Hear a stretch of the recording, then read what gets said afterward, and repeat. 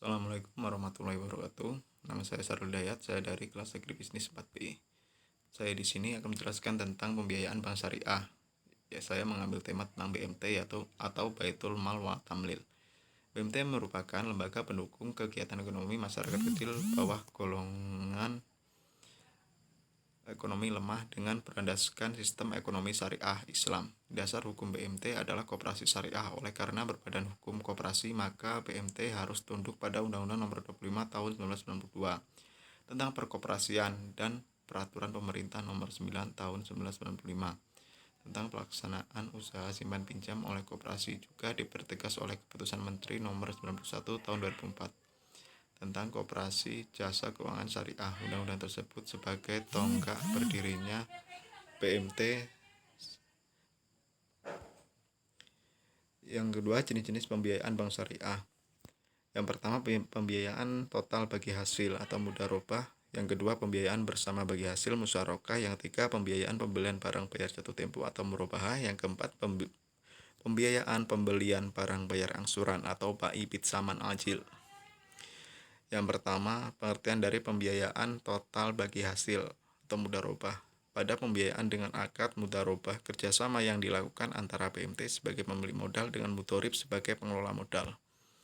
Yang kedua, pembiayaan bersama bagi hasil atau musyarakah, akad kerjasama antara pemilik modal yang mencampurkan modalnya untuk tujuan mencari keuntungan dengan prinsip bagi hasil yang porsinya disesuaikan dengan penyertanya. Yang ketiga, pembiayaan pembelian barang bayar angsuran atau jatuh bayar angsuran. Akad jual beli barang tertentu di mana penjual menyebutkan harga pembelian barang kepada pembeli, kemudian menjual kepada pihak pembeli dengan mensyaratkan keuntungan yang diharapkan sesuai dengan jumlah tertentu. Yang keempat, pembiayaan pembelian barang bayar angsuran atau bai pitsaman ajil. Akad jual beli barang dengan menyatakan harga perolehan dan keuntungan atau margin yang disepakati oleh penjual dan pembeli. Syarat pengajuan dari pembiayaan bank syariah. Yang pertama, pengajuan proposal atau pinjaman. Yang kedua, survei lokasi usaha dan lokasi tempat tinggal. Yang ketiga, rapat komite setelah survei lokasi usaha dan lokasi tempat tinggal. Yang keempat, pencairan dari hasil rapat komite. Prosedur pengajuan pembiayaan. Pertama, nasabah mengajukan pembiayaan bisa langsung datang ke BMT Syariah atau melalui marketing BMT Syariah. Yang kedua, customer service mengisi register. Yang ketiga, customer service menanyakan keperluan nasabah. Kemudian customer service memberikan penjelasan tentang persyaratan dan ketentuan untuk pengajuan pembiayaan. Kemudian nasabah mengisi formulir dan menyerahkan persyaratan yang diminta. Customer service mengecek persyaratan. Jika ada kekurangan, nasabah harus melengkapi persyaratan tersebut. Kemudian customer service menyerahkan berkas pengajuan pembiayaan nasabah pada direksi. Selanjutnya direksi memberi catatan singkat yang berisi pendapat, instruksi, disposisi terkait dokumen calon nasabah pada akun manajer. Akun manajer melakukan pengecekan kelengkapan berkas dokumen nasabah terkait.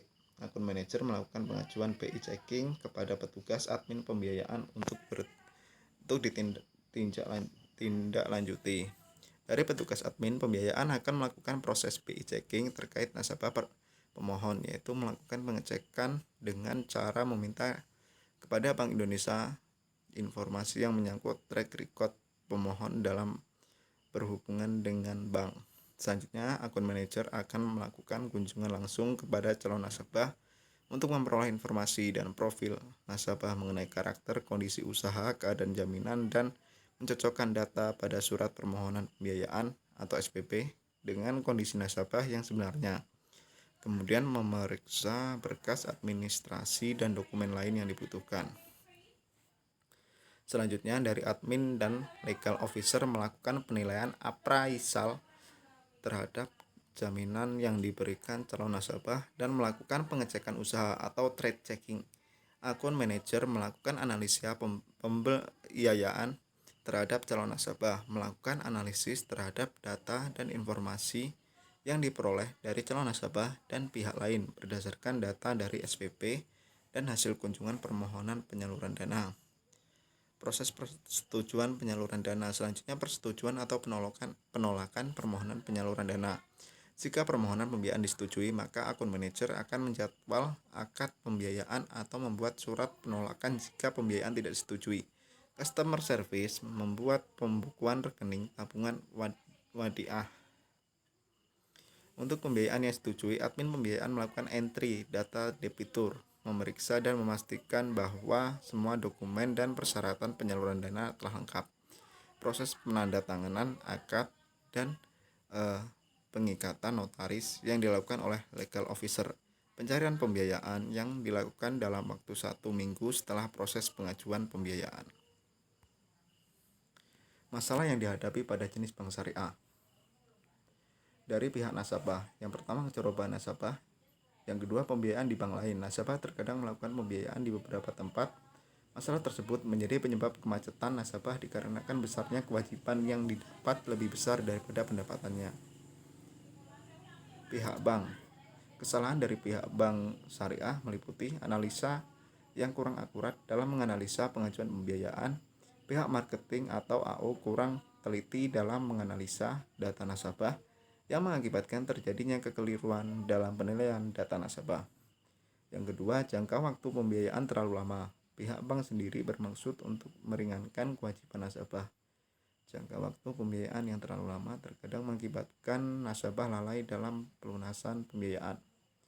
AO dikejar target menjadikan salah satu faktor yang menyebabkan pembiayaan macet, sehingga AO sendiri menggunakan bermacam cara supaya pembiayaan yang diajukan nasabah tersebut dicairkan. Solusi permasalahan pembiayaan bank syariah. Yang pertama yaitu cara persuasif. Tahap pertama yang dilakukan oleh pihak bank dalam mengatasi masalah pembiayaan kepada nasabah yaitu dilakukan dengan cara persuasif. Persuasif adalah diskusi antara pihak bank dengan nasabah yang dilakukan dengan pendekatan melalui kunjungan silaturahmi dari pihak bank ke rumah nasabah.